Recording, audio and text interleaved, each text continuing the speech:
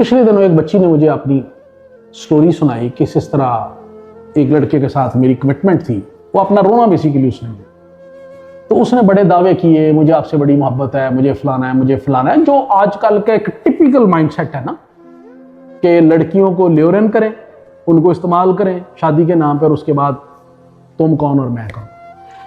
तो उसने कहा जी मेरे साथ शादी करो। शादी की करनी जी, उन्होंने क्या जी है, कुड़ी तो सरकारी मुलाजम है, तो ये तो कल किसी नाल होएगी, परसों किसी नाल होएगी, ਇਹਦੇ ਨਾਲ ਤਾਂ ਨਹੀਂ ਅਸੀਂ ਕਰ ਸਕਦੇ। ਇਹ ਦੂਸਰੀ ਗੱਲ। ਪਹਿਲੀ ਇਹ ਸੀ ਕਿ ਤੁਸੀਂ ਸਾਨੂੰ ਗੱਡੀ ਦਿਓਗੇ ਕਿ ਨਹੀਂ ਦਿਓਗੇ। ਜਸਟ ਸੀ ਦਾ ਡਿਮਾਂਡ। ਮੁੰਡਾ ਕੀ ਕਰਦਾ? ਵਿਹਲਾ। ਮੁੰਡਾ ਸਾਹਿਬ ਵਿਹਲੇ ਨੇ ਤੇ ਉਸ ਬੇਸ਼ਰਮ ਔਰ ਬੇਗੈਰਤ ਆਦਮੀ ਨੂੰ ਦੂਸਰੇ ਪਾਸਿਓਂ ਗੱਡੀ ਚਾਹੀਦੀ ਹੈ ਨਾਲ ਕੁੜੀ ਦੇ, ਕਿ ਬਾਪ ਜਿਹੜਾ ਧੀ ਵੀ ਦੇ ਤੇ ਨਾਲ ਗੱਡੀ ਵੀ ਦੇ।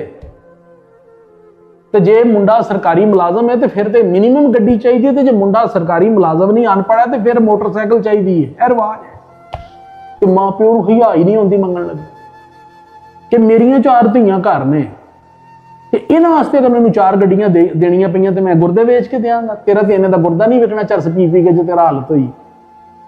तो ਅਸੀਂ इतनी बेशर्म लोग कि जब हम किसी की बेटी को देखने जाते हैं तो हम उनमें से सारे वो ऐब निकालते हैं जो सारे हमारी बेटियों में होते हैं, चाहे शक्ल का हो, चाहे अकल का हो, चाहे सूरत का हो, चाहे रंग का हो, चाहे ढंग का हो, चाहे अहंग का हो, चाहे घर का हो, चाहे मकान का हो, चाहे कपड़े लत्ते का हो, चाहे पैसे का हो।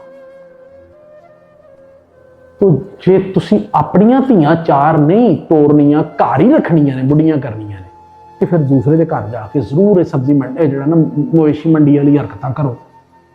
लेकिन जे अल्लाह नूं गैरत आ गई ना तो फिर तुहाडियां 4 घर बैठियां जड़ियां ने ना रह जाणगियां और तुसी रोंदे रहोगे।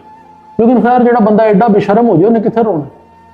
वो कल नूं धक्का मारेगा, भैणां नूं कहेगा जाओ जिथे मर्जी। इहदा तो ताल्लुक गैरत नाल है ना।